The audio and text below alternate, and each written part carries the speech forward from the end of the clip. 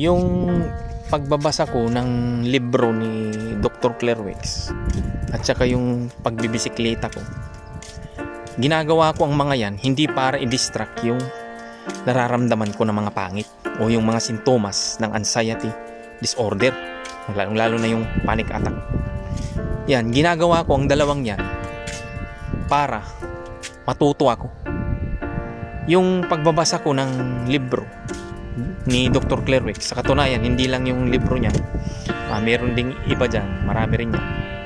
Ginagawa ko yan, yung pagbabasa ng mga libro, para mag-explore o para i-explore ko yung sarili ko, yung isip ko, kung bakit ba nangyayari ito sa akin, kung bakit ko nararanasan yung panic attack, kung bakit ko nararanasan yung mga pangit na pakiramdam. Yan po ang tunay na dahilan kung bakit ko binabasa yung libro ni Dr. Claire Wex. At dito naman sa pagbabike, ginagawa ko yung pagbibisikleta hindi para i-distract yung nararamdaman ko, kundi para i-expose yung sarili ko. Kumbaga nga, exposure therapy. Kasi yung pagbibisikleta kasi, no, tayo kasi, di ba, pag may naka-diagnose na tayo ng anxiety disorder, ang hirap kasing ang hirap ng kumilos kasi nasasakop na nga tayo ng takot natin. Kumbaga anytime pwede tayong atakihin ng panic attack o pangit na pakiramdam. Kaya minsan hindi talaga tayo makakilos. Ngayon, ang kailangan kasi nating gawin, ito yung natutunan ko nga sa pagbabasa ko ng libro ni Dr. Claire Wex. Kailangan talaga natin kumilos sa ayaw at sa gusto natin. Ngayon, para magawa natin ang pagkilos, hanapin natin kung ano yung hilig natin, kumbaga kung ano yung passion natin. Ngayon, ako kasi hilig ko na yung pagbabike simula nung pagkabata pa hanggang ngayon. Yan, yung hilig natin na yan, yung passion natin, yan yung pantatapat natin dito sa nangyayari sa atin na kawalan ng gana o kawalan ng interes, at saka yung minsan nagiging tamad na tayo. Yan yung gagamitin natin, yung passion natin. Ulitin ko yung passion natin, wag nating gamitin para panlaban doon sa anxiety natin, kundi gagamitin natin ito para tayo ay kumilos o gumawa. Kagaya niyan, i-expose ko yung sarili ko. Hindi ko naman alam kung paano ko umpisahan, kung saan ako mag-umpisa. Siyempre, para maumpisahan ko yung exposure therapy, isasamahan ko talaga yan ng kung ano yung kinahihiligan ko. Kaya nga ito yung pagbibisikleta. Kaya yan, gagawin ko yung exposure therapy para malaman ko kung ano ba talaga yung mangyayari sa akin, kung ano yung tunay na mangyayari sa akin kapag ako ay nagpapanik attack sa labas. Yan yung gusto kong malaman ng 100%. Pero syempre, gaya nga ng sabi ko sa inyo, hindi ko yan nagagawa ng 100%, kundi yan ay paunti-unti, dahan-dahan.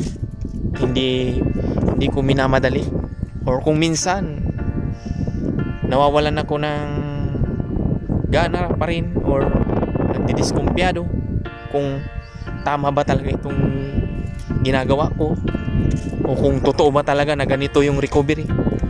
Siyempre, para malaman ko talaga na kung totoo yung recovery, kailangan kong gawin yun, di ba?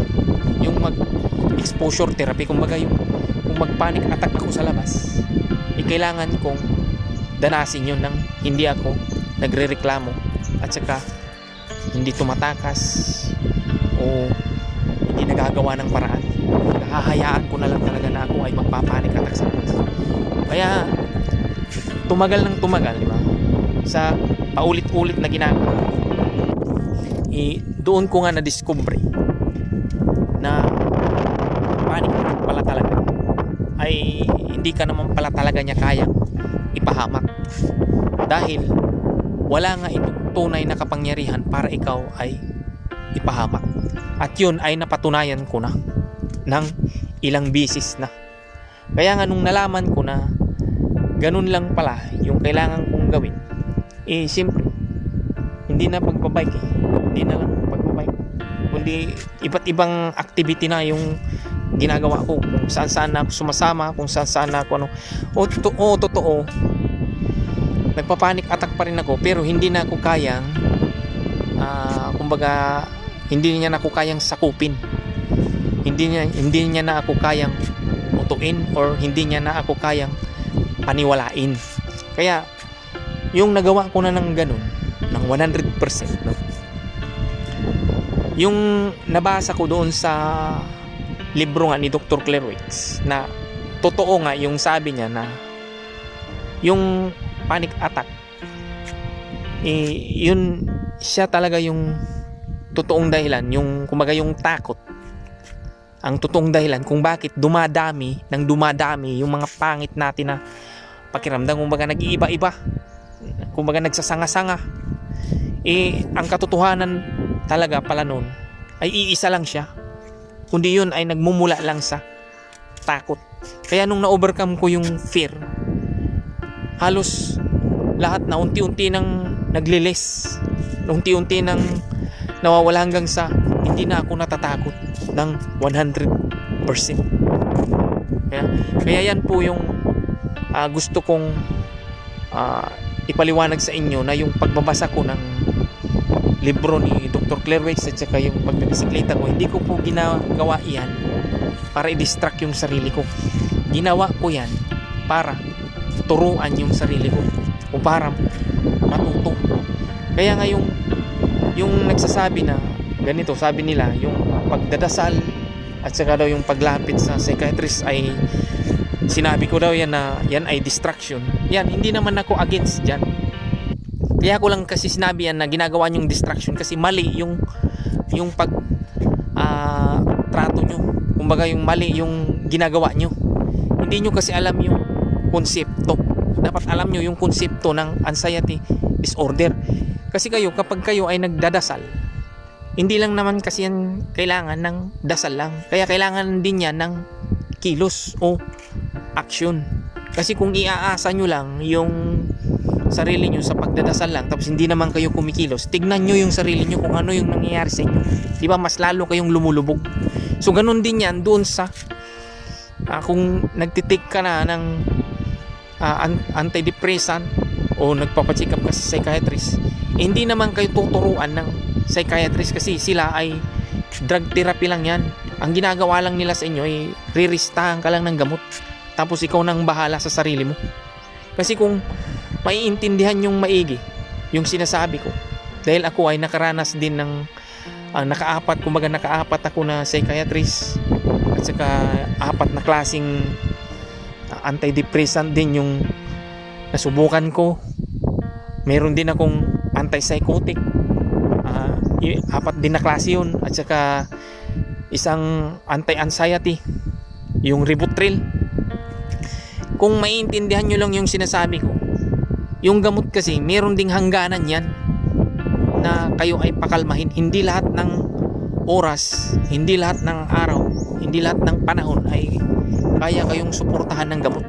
Kasi yung gamot ay hindi mo pwedeng gawing siya na yung bahala sa sarili mo, kasi kailangan mo ring gawin yung part mo, hindi lang yung gamot. Kasi yung gamot support lang yan. Kumbaga kung gusto mong bumalik ka sa dating ikaw, kailangan mo rin umpisahan sa sarili mo. Huwag mo lang iasa sa gamot, kasi kung iasa mo sa gamot yung recovery mo, tapos ikaw hindi ka kumikilos, yung gamot magiging useless yun, at mas lalo kang mahihirapan at lalo kang magdudusa sa pinagdadaanan mo sa anxiety disorder mo.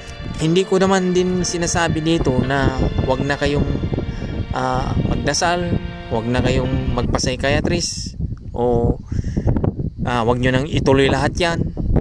Kasi ang point ko lang dito, gumawa din kayo ng tama. Kumbaga wag nyo lang iasa ang lahat sa pagdadasal at saka pag-inom lang ng antidepressant, kasi minsan nasa ginagawa mo lang din talaga yung totoong problema, wala sa sintomas. Sana nakukuha nyo kung ano yung ibig kong sabihin, kasi yung distraction yan po ay nagpapalala ng sitwasyon nyo.